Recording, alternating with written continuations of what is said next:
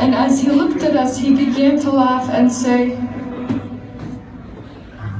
"Ha ha ha! If my vulnerable ancestors who fell at Badr fighting Muhammad had witnessed how the supporters of Muhammad's faith were thrown into confusion with thrusts given with my spears, they would be blessing me today. Ha ha ha." As my aunt Zainab heard these words, she could not handle what was being said and done to her brother and father. She walked up to the podium with an aching pain in her heart, tired from the walk and the chains. She called out to Yazid,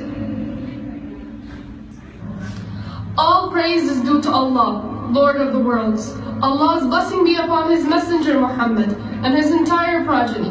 True are the words of Allah, who says, then the end of those who committed evil was that they disbelieved in Allah's signs and they were ridiculing them."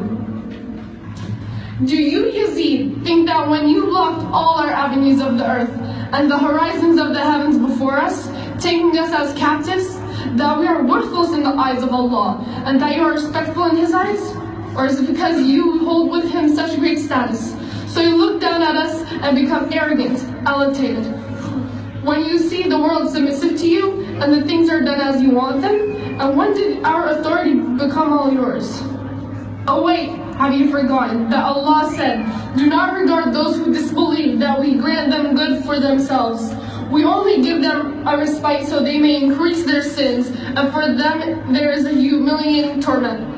Is it fair, O the son of the released ones, that you keep your ladies and bond maidens in their chambers, and at the same time you drive the daughters of the Messenger of Allah as captives, with their veils removed and their faces exposed, taken by their enemies from one land to another, being viewed by those at watering places as well as those who man your forts, with their faces exposed to the looks of everyone, near or distant, lowly or honorable, having none of their men with them, nor any of their protectors? But what can be expected from one descended from those whose mouths chew the liver of the purified ones, and whose flesh grows out the blood of the martyrs? How can it be expected that one who looks at us with grudge and animosity would not hate us, Ahlul Bayt? How dare you hit the lips of Abu Abdullah alayhi salam, the master of the youths of paradise? But why should you not do so, since you stirred a wound that almost healed, and since all mercy is removed from your heart, having the blood of the family of Muhammad, peace and blessing of Allah be upon them? Soon you shall be lodged with them, and soon you shall wish you were paralyzed and muted and never said what you said, nor did what you did.